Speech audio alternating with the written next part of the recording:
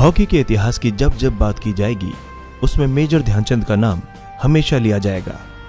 उन्हें उनके अद्भुत खेल के लिए हॉकी का जादूगर या द विजर्ड के नाम से भी जाना जाता है। वे हॉकी में वही स्थान रखते हैं जो क्रिकेट में सर डॉन ब्रैडमैन का है।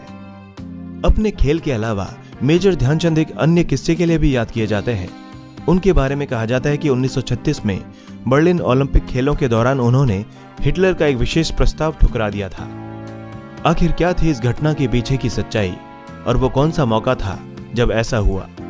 आइए जानते हैं आज के इस वीडियो के माध्यम से। मेजर ध्यानचंद का जन्म उत्तर प्रदेश के प्रयागराज में 29 अगस्त 1905 को हुआ था।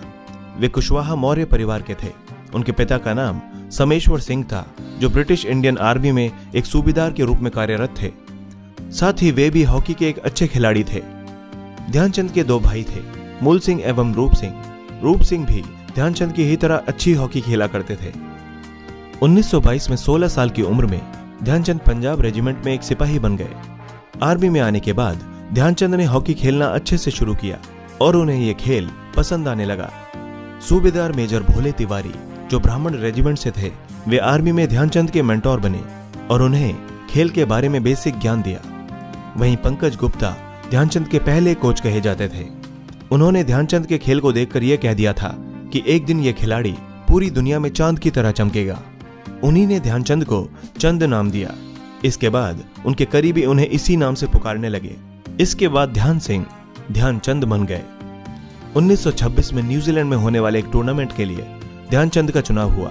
यहाँ एक मैच के दौरान भारतीय टीम ने 20 गोल कर दिए थे, जिसमें से 10 तो ध्यानचंद ने ही किए थे।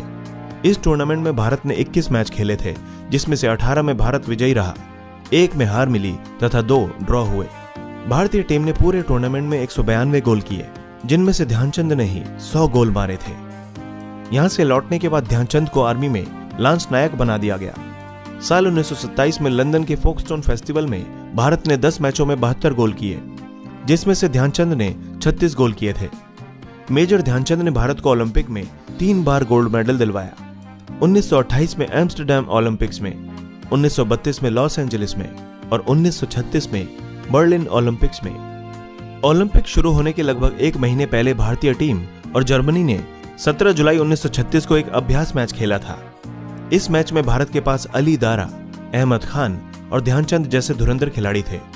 बावजूद इसके ये मैच भारत जर्मनी से नहीं जीत सका। इस मुकाबले में जर्मनी ने भारत के खिलाफ 4 गोल किए, वहीं भारत सिर्फ 1 ही गोल कर पाया। ओलंपिक से ठीक पहले भारतीय टीम का इस तरह हारना कप्तान ध्यानचंद के लिए चिंता का विषय था। कहते हैं कि इस हार के बाद वे पूरी रात नहीं सो पाए। उन्हें इस बात का डर सताने लगा था कि कहीं ओलंपिक में भारत के सिर से हॉकी में बादशाहत का ताज न छिन जाए। हालांकि सुबह होते ही उन्होंने अपनी गलतियों से सीखते हुए आगे की रणनीति बनाई। जल्द ही वे अपनी पूरी टीम को ओलंपिक के लिए मानसिक रूप से तैयार करने में सफल रहे। ध्यानचंद की अगुवाई में टीम एकदम नई और तरोताजा लग रही थी। तेजी से वक्त बीता और ओलंपिक भी आ गया। 5 अगस्त 1936 को भारतीय टीम को हंगरी का सामना करना था। दोनों टीमें मैदान पर उतरी तो भारतीय खिलाड़ियों में एक अलग किस्म की ही ऊर्जा देखने को मिली। उन्होंने शानदार खेल दिखाते हुए अपने पहले ही मैच में हंगरी को 4 गोल से पीट दिया। आगे भी उनकी जीत का सिलसिला जारी रहा। 7-0 से यूएस और 9-0 से जापान को हराने के बाद वे सेमीफाइनल में पहुंच चुके थे। वहां भारत ने फ्रांस को 10-0 से मात देकर दुनिया को यह बता दिया था कि वे गोल्ड लेकर ही जाएंगे। इस मुकाबले के असली हीरो ध्यानचंद ही थे। उनकी अगुवाई में भारत फाइनल मुकाबला खेलने जा रहा था। भारतीय टीम की तर्ज पर जर्मनी भी अपने विजय रथ के साथ आगे बढ़ी और फाइनल तक पहुंच गई। जर्मनी का क्रूर तानाशाह हिटलर जर्मनी के प्रदर्शन से बहुत खुश था। उसने फाइनल मुकाबले के लिए पूरे जर्मनी को बदल डाला। स्टेडियम के आसपास के इलाकों में खास किस्म के इंतजाम किए गए। सभी को जर्मनी की टीम का हौसला बढ़ाने के लिए स्टेडियम पहुंचने का आदेश दिया गया। हिटलर ने सुनिश्चित किया कि वो इस फाइनल मुकाबले में खुद भी मौजूद रहेगा। वो किसी भी कीमत पर जर्मनी को जीतते हुए देखना चाहता था। दूसरी तरफ ओलंपिक शुरू होने से पहले ही एक अभ्यास मैच में जर्मनी भारत को हरा चुका था, इसलिए उसके हौसले बुलंद थे। वो अपनी जीत को लेकर आश्वस्त लग रहा था। हालांकि भारतीय टीम भी खुद को कमजोर मानकर नहीं चल रही थी। कप्तान ध्यानचंद समेत सभी खिलाड़ी आत्मविश्वास से लबरेज थे। यूं तो भारत और जर्मनी को 14 अगस्त को एक दूसरे से भिड़ना था, पर ऐन मौके पर तेज बारिश ने सारा मामला खराब कर दिया। मैदान पूरी तरह खराब हो चुका था, इसलिए मैच को टाल दिया गया। तय किया गया कि अब यह मुकाबला अगले दिन यानी 15 अगस्त को खेला जाएगा। मैच शुरू होने से पहले भारतीय खिलाड़ी थोड़ी चिंता में दिखे, पर जब वे मैदान पर उतरे तो उन्होंने तेवर बदल लिए। उन्हें पता था कि यह मैच बहुत ही महत्वपूर्ण था। मुकाबले के कुछ मिनट पहले कप्तान ध्यानचंद ने सभी खिलाड़ियों से बात की और उनमें नई जान फूंकने का काम किया। रेफरी के इशारे के साथ भारतीय टीम मैच को जीतने निकल पड़ी। पहले मिनट से ही जर्मनी के खिलाड़ियों को यकीन नहीं हो रहा था कि वो उसी टीम के साथ खेल रहे हैं जिसे उन्होंने अभ्यास मैच में बड़े अंतर से हराया था। मेजर ध्यानचंद तो कुछ इस तरह गेंद को अपनी हॉकी से लेकर दौड़ रहे थे जैसे मानो गेंद को उन्होंने हॉकी से चिपका कर रखा हो। देखते ही देखते भारतीय टीम ने एक के बाद एक गोल दागने शुरू कर दिए। मैच में एक पल ऐसा भी आया जब पूरे मैदान पर सन्नाटा छा गया। भारतीय टीम जर्मनी को उसी के मैदान पर पीटकर विश्व विजेता बनने जा रही थी। जर्मन खिलाड़ियों के चेहरों पर हार का भाव साफ तौर पर देखा जा सकता था। वे सुस्त पड़ चुके थे। इसी बीच भारतीय टीम ने अपना आखिरी गोल दागकर 8-1 के बड़े अंतर से यह मुकाबला अपने नाम कर लिया। मैदान पर मौजूद सभी की नजरें भारतीय टीम के ऊपर टिकी हुई थीं, खासकर कप्तान ध्यानचंद पर, जिन्होंने इस मुकाबले में अकेले 6 गोल दागकर हिटलर का जर्मनी को अपनी आंखों से जीतते हुए देखने का सपना तोड़ दिया था। सब लोग अपनी कुर्सियों से खड़े होकर उनके अभिवादन में तालियां बजा रहे थे। ध्यानचंद को अपनी टीम पर गर्व था क्योंकि उन्होंने अपने देश भारत की लाज रख ली थी, साथ ही भारत को ओलंपिक में एक और गोल्ड दिलवाया। इस हार के बाद पूरे स्टेडियम में शांति छा गई। सबकी नजरें हिटलर की तरफ थीं कि अब वो क्या करेगा।